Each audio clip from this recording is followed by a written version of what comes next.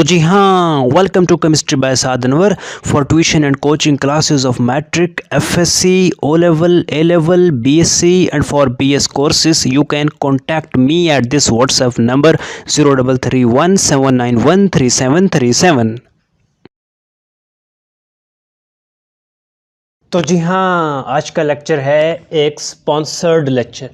कभी आपने सुना है कि स्पॉन्सर्ड लेक्चर क्या होता है या स्पॉन्सर्ड वीडियो क्या होती है? स्पॉन्सर्ड वीडियो ऐसी वीडियो होती है जिसको बनवाने वाला कोई होता है और वो पे करता है। तो मुझे इस वीडियो के लिए कुछ स्टूडेंट्स ने पे किया, मैं उनका शुक्रगुजार हूँ कि उन्होंने इस वीडियो को स्पॉन्सर किया, क्योंकि हम यूट्यूबर को चाहिए होती हैं कि कोई स्पॉन्सरशिप मिल जाए।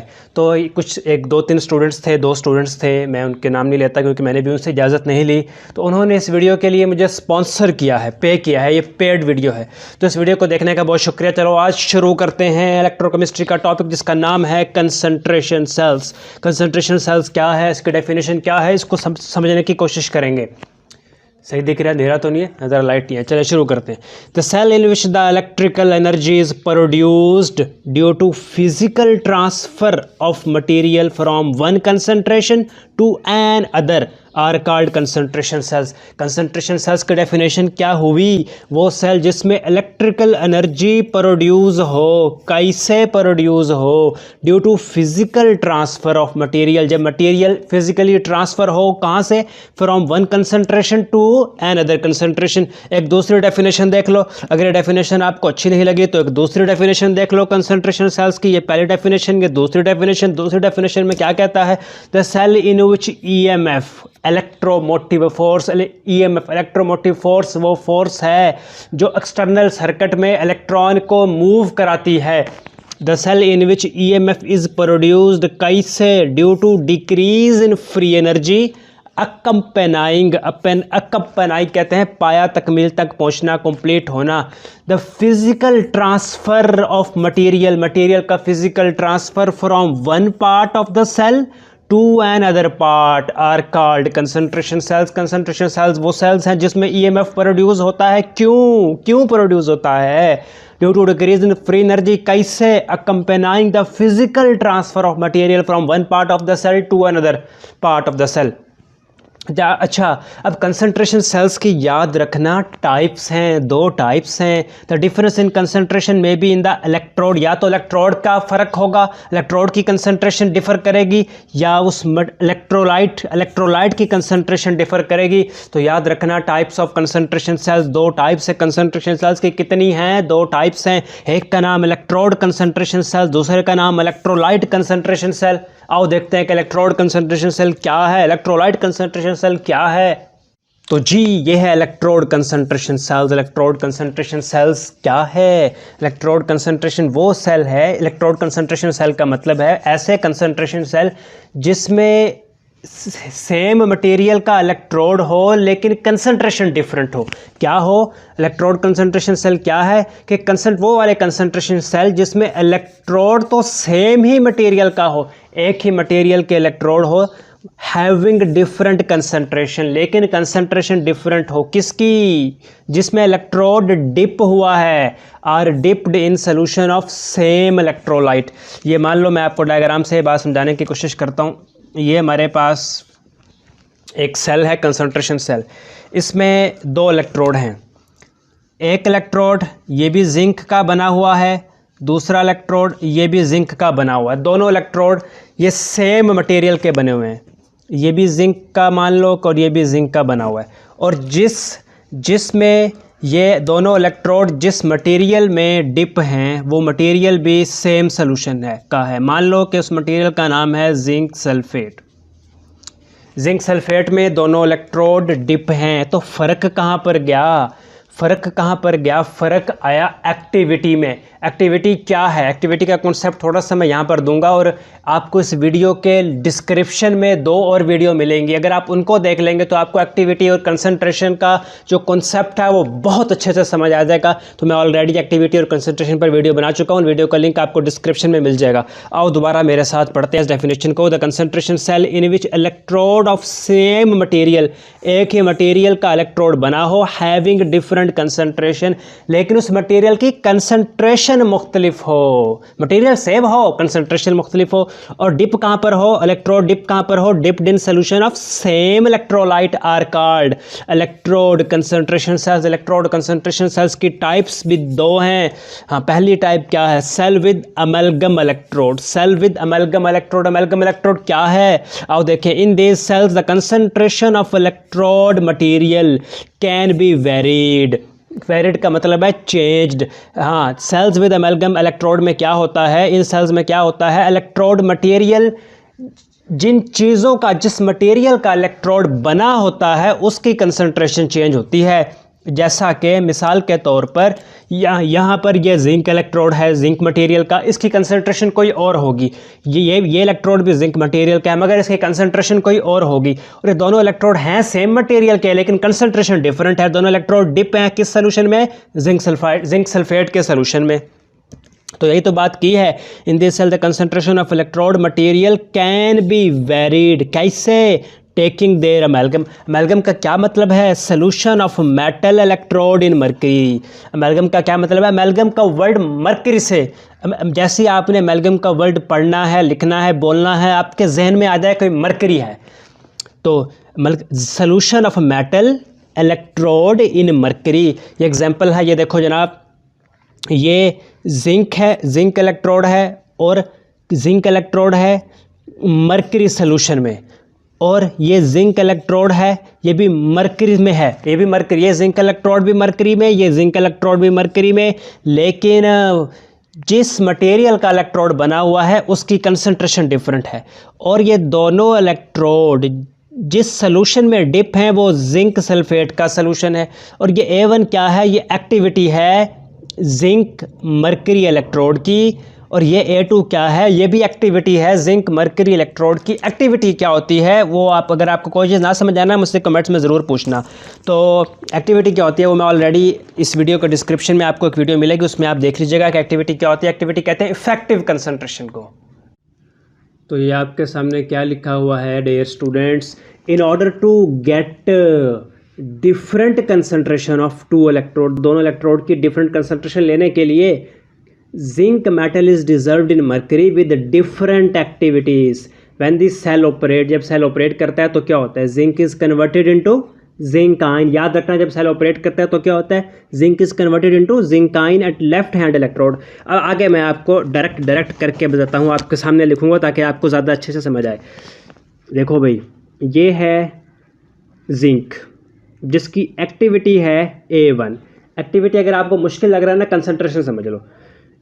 जिंक जिसकी एक्टिविटी A1 है और ये कन्वर्ट हो जाता है जिंक आयन में। कैसे कन्वर्ट हो जाता है, 2 इलेक्ट्रॉन देकर।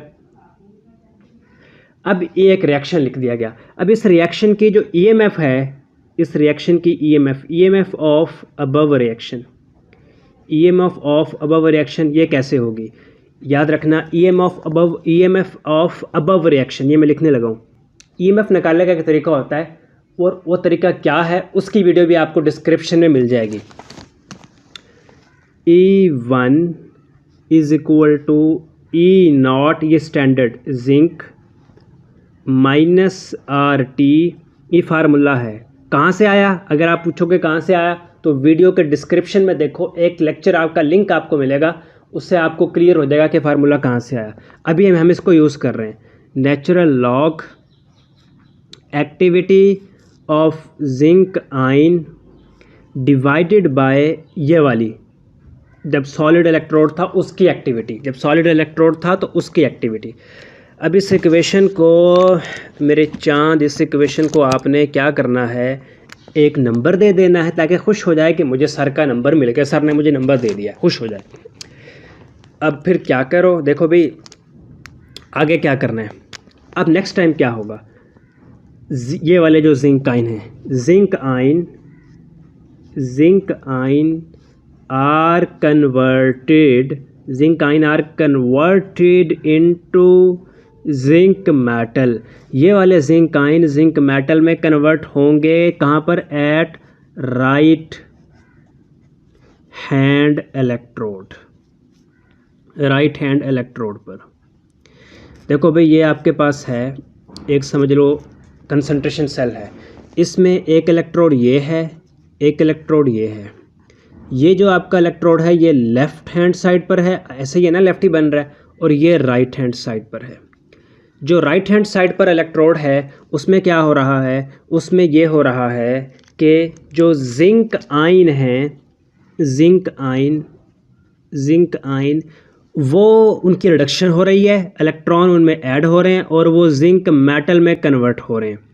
और जो लेफ़्ट हैंड साइड पर इलेक्ट्रोड है उसमें ये वाला रिएक्शन हो रहा है। कौन सा रिएक्शन? कि जिंक मेटल दे रहा है जिंक आयन और दो इलेक्ट्रॉन दे रहा है, और ये दो इलेक्ट्रॉन इस बैरूनी तार के ज़रिए सफ़र करते हुए यहाँ पर पहुँच जाते हैं। अच्छा, तो इस रिएक्शन को भी हम लिख देते हैं कि जिंक आयंस ने दो इलेक्ट्रॉन ऐड किए और बना दिया सॉलिड जिंक, और इसकी एक्टिविटी को हम A2 कह देते हैं। इसकी एक्टिविटी को क्या कह देते हैं? A2। अब इसका EMF, इस रिएक्शन का EMF क्या है? EMF of above reaction. इस रिएक्शन का EMF क्या है? अभी देख लेना क्या है भैया, इसको E2 बोलो ना, वो E1 था तो E2 बोलो। E2 is equal to E0। हाँ जी, यहाँ एक बात सीखने वाली है, E1 जिंक। ठीक, यहाँ पर आपने 1 ही रखना है ताकि हम ये जो स्टैंडर्ड इलेक्ट्रोड पोटेंशियल है ना वो कांस्टेंट रहता है। E0 का मतलब है स्टैंडर्ड तो स्टैंडर्ड ही रहता है, कांस्टेंट रहता है। माइनस, अगर इस 1 से आप कुछ ज़्यादा कंफ्यूज हो रहे हो ना तो क्या करो, आप इस 1 से ज़्यादा कंफ्यूज ना हो, आप E1 ना लिखना अगर आप कंफ्यूज हो रहे हो। ठीक, इसका एक ज़रूरत पड़ेगी, वो आगे चल के मैं आपके साथ शेयर करूँगा। RT over 2F natural log. हाँ, अब देखें प्रोडक्ट ये वाला है ना, A2 एक्टिविटी, जिंक नहीं लिखना, बस एक्टिविटी लिखनी है, एक्टिविटी। और यहाँ पर एक्टिविटी किसकी लिखनी है? एक्टिविटी ऑफ जिंक आयन की एक्टिविटी लिख देनी है। ये आपके पास एक दूसरी इक्वेशन बन गई भैया, इसको भी नंबर दे दो, इसको नंबर 2 दे दो। अच्छा, इसको नंबर 2 दे दिया। अब ज़रा आगे अगले पेज पे चलते हैं। खाली पेज है, अभी हम लिखेंगे इन दिस सेल। यार शेडो तो नहीं बन रहा, नज़र आ रहा ना आपको? In this cell the net process यानी overall process, in this cell the net process क्या है? वो जिंक जिसकी एक्टिविटी A1 है, ये बराबर है उस सॉलिड जिंक के जिसकी एक्टिविटी A2 है, दोनों की एक्टिविटी सेम है। और total EMF is given by, अब याद रखना टोटल EMF का फार्मूला, टोटल EMF जिसको E से रिप्रेजेंट कर रहे हैं, E is equal to E1 एक इलेक्ट्रोड की प्लस E2 दूसरे इलेक्ट्रोड की। भैया इसको भी इक्वेशन का नंबर दे दो ताकि खुश हो जाए कि सर का नंबर मुझे मिल गया। अच्छा, अब क्या करना है? अब करना ये है भैया, यहाँ से देखो क्या करना है। इस इक्वेशन 1 को देखो ना, इस इक्वेशन 1 को देखो, इससे आपको E1 की वैल्यू मिलेगी। इस इक्वेशन 2 को देखो, इससे आपको E2 की वैल्यू मिलेगी। इक्वेशन 1 और इक्वेशन 2 से E1 और E2 की वैल्यू उठाकर इक्वेशन 3 में पुट कर दो। Put equation 1 and 2 in equation 3। तो ऊपर वाली इक्वेशन 3 क्या हो जाएगी जब इसमें वैल्यू पुट करेंगे? E is equal to E0 zinc minus RT over 2F natural log A zinc ion की कंस्टेंट एक्टिविटी, नीचे एक्टिविटी ऑफ जिंक इलेक्ट्रोड जो कि आमतौर पे 1 हम लेते हैं, plus E0 1 zinc minus RT over 2F natural log A2 A zinc 2 plus. दोनों इक्वेशन की जस्ट वैल्यूज़ पुट की हैं, अब ये स्टैंडर्ड इलेक्ट्रोड पोटेंशियल होता है, ये जिसको मैंने अंडरलाइन किया, ये क्या होता है? Standard electrode potential. व्हेन, जब स्टैंडर्ड इलेक्ट्रोड पोटेंशियल ऑफ एक जिंक का electrode standard electrode potential of दूसरा जिंक का इलेक्ट्रोड। जब ये दोनों सेम हो जाएंगे भैया, दोनों क्या हो जाएंगे, दोनों सेम हो जाएंगे। यार आप मान लो कि इसकी वैल्यू 0 है, ठीक है, ये दोनों हो गए सेम, और आप कहो कि स्टैंडर्ड इलेक्ट्रोड पोटेंशियल है और इसकी वैल्यू 0 के बराबर है। जब जो चीज़ 0 हो वो तो हमने लिखनी नहीं होती, तो कहानी और आसान हो गई। E is equal to minus R T, ये तो 0 हो गया, और 2F natural log activity of zinc electrode divided by activity of solid electrode, ये तो 0 हो गया, माइनस आर टी ये वाला, over 2F natural log activity of zinc electrode और एक्टिविटी ऑफ जिंक आयन। तो ये वाली हमारे पास इक्वेशन बन गई। अब इस इक्वेशन में से कुछ कॉमन भी तो ले सकते हैं ना, क्या कॉमन ले लेते हैं, ये वाला आर टी ओवर 2F, इसको कॉमन आउट करते हैं। तो जब इसको हमने कॉमन आउट किया तो is equal to minus R T over 2F, ये कर लिया कॉमन आउट। अंदर क्या बच गया, अंदर बच गया natural log activity of zinc ion over activity of solid electrode. अब देखो बाहर माइनस चला गया, अब ये माइनस क्या हो जाएगा, plus natural log activity of solid electrode activity of zinc ion. अच्छा, ये लॉग की एक प्रॉपर्टी याद रखना कि जब log X plus log Y हो रहा हो तो ये बराबर होता है लॉग एक्स मल्टीप्लाई वाई। जगह कम होगी, यहाँ पर मैं दोबारा बताता हूँ आपको। देखो अगर log X plus log Y ये आपस में मल्टीप्लाई हो रहा हो, एक्स और वाई लॉग वाई आपस में प्लस हो रहा हो, सॉरी आपस में प्लस हो रहा हो, और हमने इसको एक लॉग में लिखना हो तो ऐसे लिखते हैं लॉग एक्स मल्टीप्लाई वाई। दोबारा समझो, log A plus log B हो तो इसकी प्रॉपर्टी है लॉग ए इस प्लस की जगह मल्टीप्लाई, अब लॉग नहीं लिखना, अब सिर्फ बी, तो इस तरह हम लिख देते हैं। तो अब यही काम हम यहाँ पर करने वाले हैं। ये E इज़ इक्वल टू वैसे ही minus R T over 2F वैसे ही, ठीक है, log activity of zinc ion over activity, अब इस प्लस की जगह मल्टीप्लाई, अब दोबारा लॉग नहीं लिखना, A2 over activity of zinc ion, ऐसे लिख दिया। अब इस लिखने के बाद ये वाली चीज़ इस टर्म से कैंसिल आउट हो गई, तो जो पीछे टर्म बच गई वो बच गई E is equal to minus R T over 2F, दिखाई दे रहा है, हाँ, E is equal to minus R T over 2F natural log A2 over A1। तो ये वाली आपके पास इक्वेशन बच गई। अब ये इक्वेशन क्या बताती है इसको ज़रा हम अगले पेज पे डिस्कस करते हैं।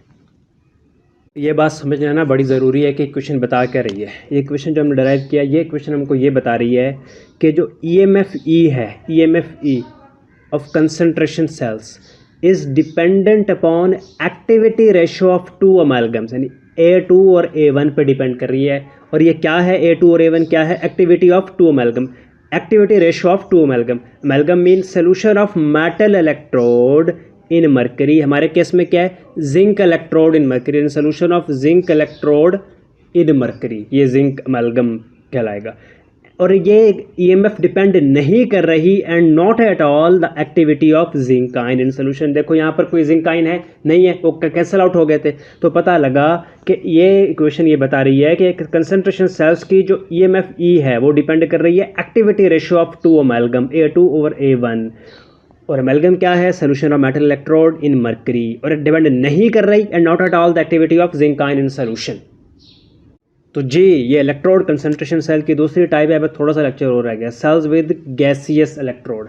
देखें जब भी गैसियस इलेक्ट्रोड की बात करते हैं, जब भी हम वर्ड गैसियस यूज़ करते हैं तब हम एक्टिविटी कंसंट्रेशन ये नहीं प्रेशर के टर्म में बात करते हैं। तो हम कहते हैं गैस का हमेशा प्रेशर होता है। घर में कहते हैं ना चूल्हे में गैस आ रही है नहीं आ रही, प्रेशर बहुत कम है, गैस का प्रेशर बहुत कम है। टायर में गैस भरवाते हैं तो कहते हैं जी प्रेशर ज़्यादा कर दो। तो गैस जब भी यूज़ करते हैं तो टर्म प्रेशर यूज़ करते हैं। In this cells the electrodes are made up of gas material maintained at different partial pressure and being dipped in solution of gas ion.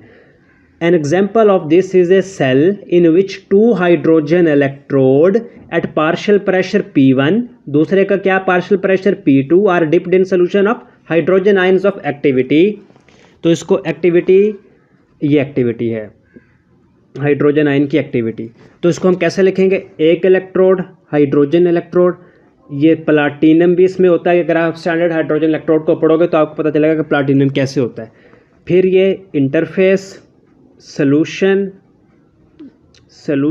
Of hydrogen ions, फिर ये interface और दूसरा electrode hydrogen electrode और ये platinum. Hydrogen जब standard hydrogen electrode होता है ना उसमें ये प्लाटिनम भी होता है। अच्छा, when the cell operate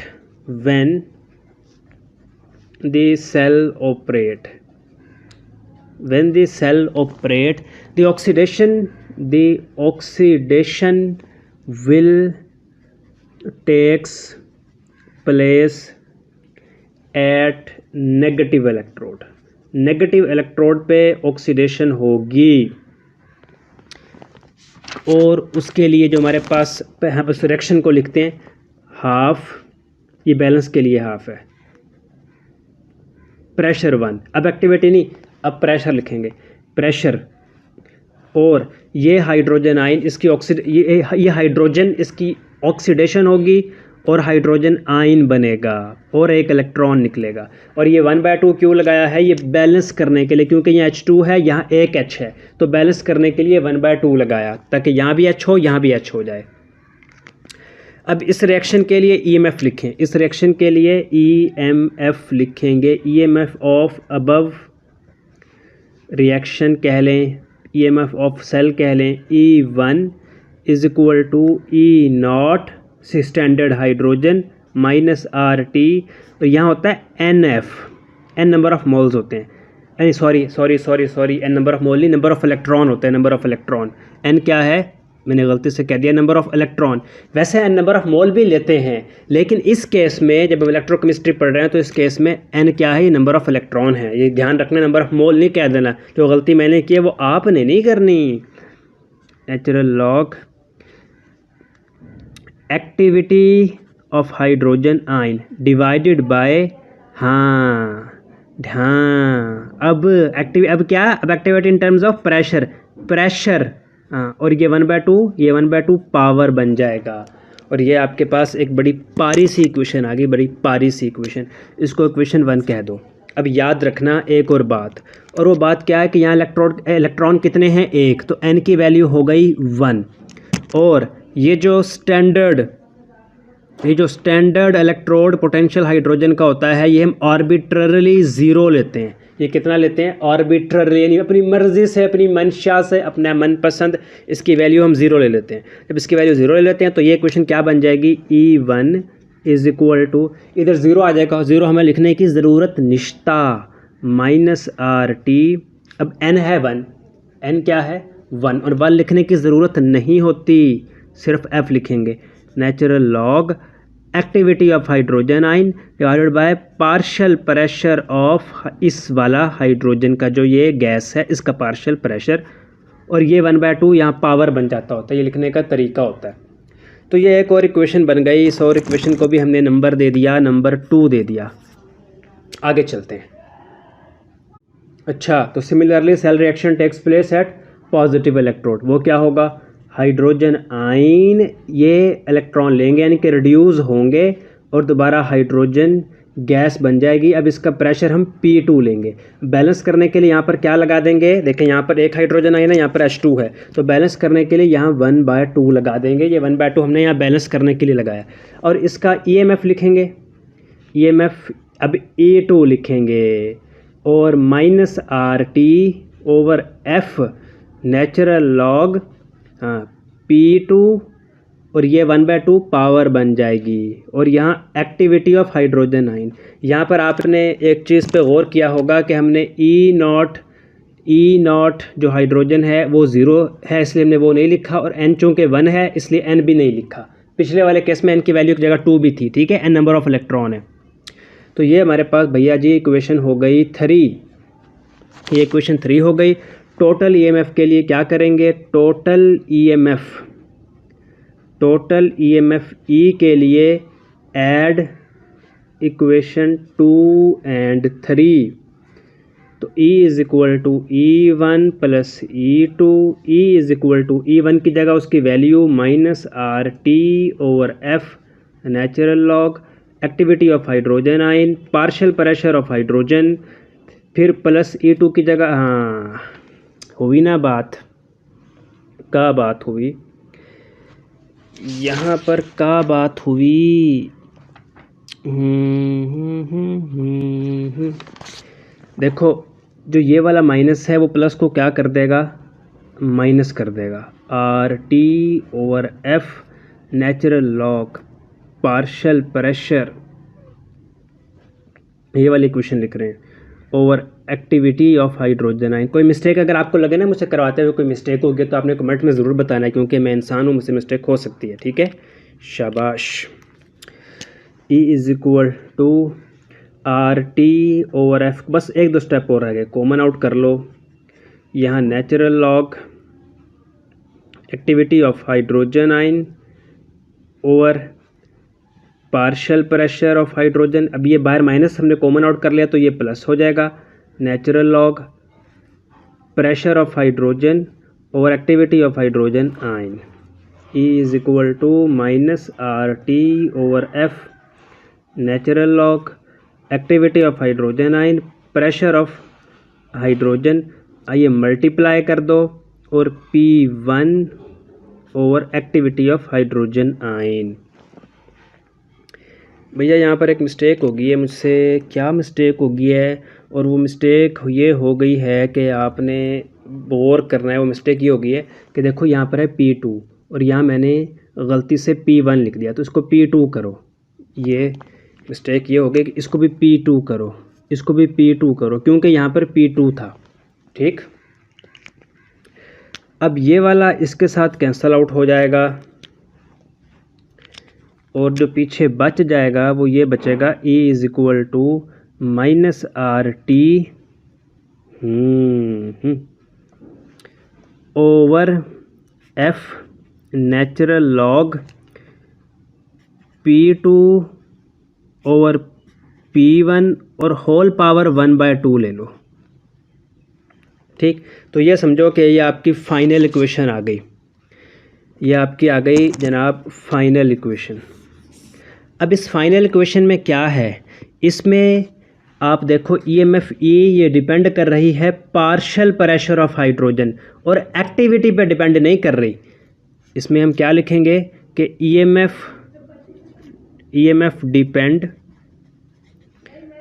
upon the partial pressure, partial pressure पे डिपेंड कर रही है, and does not depend upon activity of solution. और एक्टिविटी तो टर्म है ही नहीं, तो कैंसिल आउट होगी। And does not depend upon activity of solution, और एक्टिविटी ऑफ सोल्यूशन पर डिपेंड नहीं कर रही। यहाँ वाइंड अप करते हैं नेक्स्ट लेक्चर, इसका नेक्स्ट टाइम बनाएंगे। वीडियो लेंथी हो गई, मैं माफ़ी चाहता हूँ। इस वीडियो को देखने का बहुत शुक्रिया। अपना फीडबैक कमेंट ज़रूर दीजिएगा। Thank you so much. अल्लाह हाफिज़।